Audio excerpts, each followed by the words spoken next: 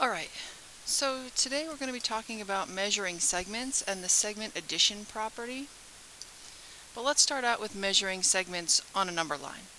So postulate 1.5 tells us that the distance between any 2 points on the number line is the absolute value of the difference of the points. So difference meaning we're going to subtract, right?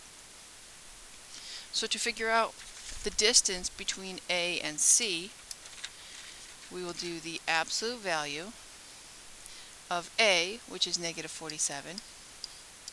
We need the difference of that, so we're going to subtract. C, which is negative 39. Now if we do, oh, blue disappeared on me. Okay, if we do negative 39, and I already have a negative, that'll change that to a plus, because a negative here and a negative there make a plus. 39. Put my absolute value bar. Negative 47 plus 39 is the absolute value of 8. We know that absolute value is always positive, which is convenient because we're talking about distance, and distance is always positive, so the distance from A to C is 8. Alright, let's do BD. So I need the absolute value of B, which is 16, minus D. D is 11, which gives me the absolute value of 16 minus 11 is 5. Absolute value of 5 is 5.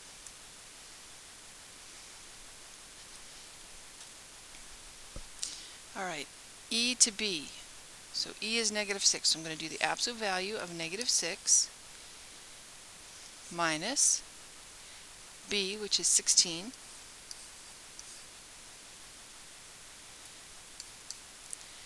negative 6 minus 16 is negative 22, so I have the absolute value of negative 22. But again, absolute value always positive, so the distance is 22. Okay. Next one. Absolute value C, which is negative 39, minus A, which is negative 47. Again, if we have a negative here and we have a negative here, that's going to give us a plus. If you prefer to write it out as negative 39 minus negative 47, so be it, but it's still going to change to a plus.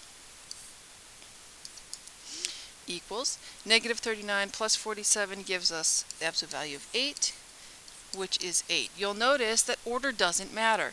This problem, number 4, is basically the same. It's this one, right here, this. Come on, highlighter.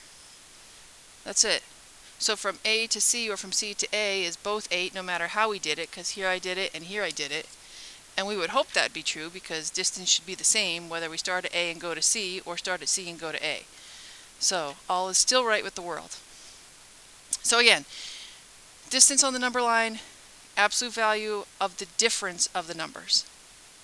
Okay. Congruence. This is a word we're going to be using a lot. Congruent means exactly the same size and exactly the same shape.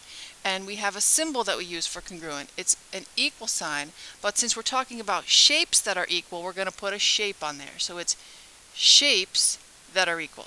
Think of it that way. Shapes that are equal. Are the segments below congruent? Well, since I made them, I could tell you that they are. When we mark things congruent, because we're dealing with pictures, we're going to use little slashes for segments and curvy things for angles. So if I want to say that these are congruent or they're equal in size and length, I'm just going to put a dash to them. So if they're marked the same, we know that they are congruent. They are exactly the same size and shape. You might see this. Again, as long as they're marked the same, we know that they are congruent or equal. Okay, finally, segment addition postulate. If B is on AC, then, okay, let's draw a picture. AC is my segment, right? So here's A, here's C. They said B is on here somewhere, so I don't know where it is. I'll put it here. Then we know, segment addition, we're going to be adding things, that AB, so that part, plus that part, which is BC, is equal to the whole thing, which is AC. So all we're doing here is part plus part equals the whole thing. So that's all the segment addition really is. Part plus part equals whole. So let's do an example. So they said y is between x and z.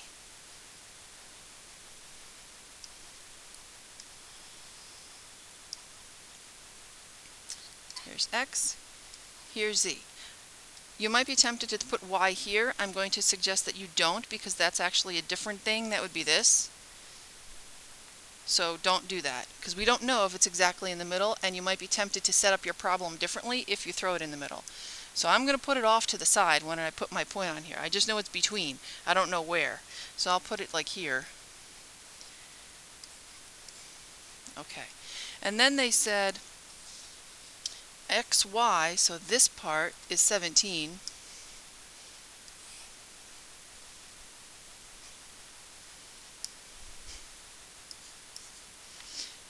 They said that the whole thing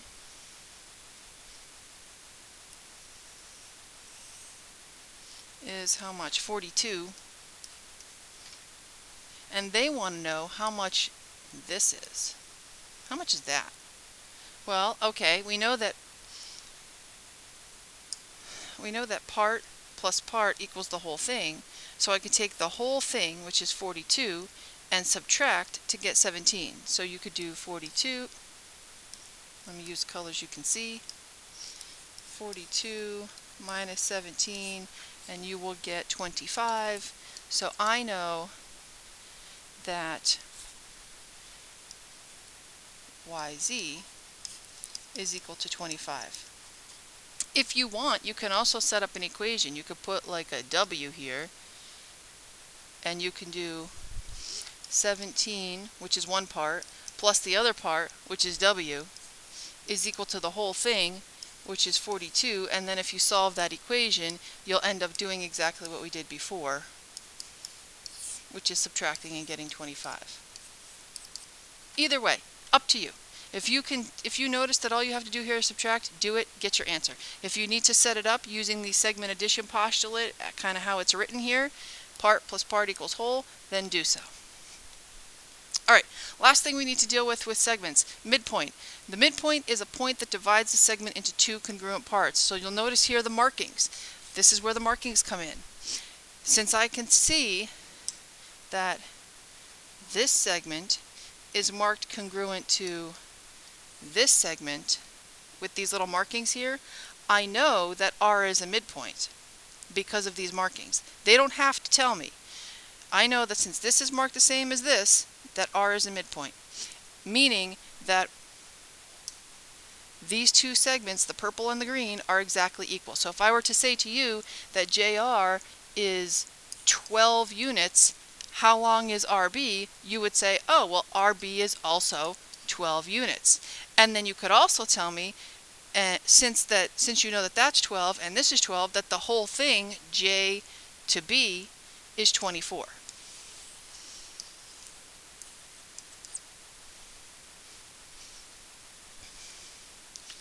If I said to you,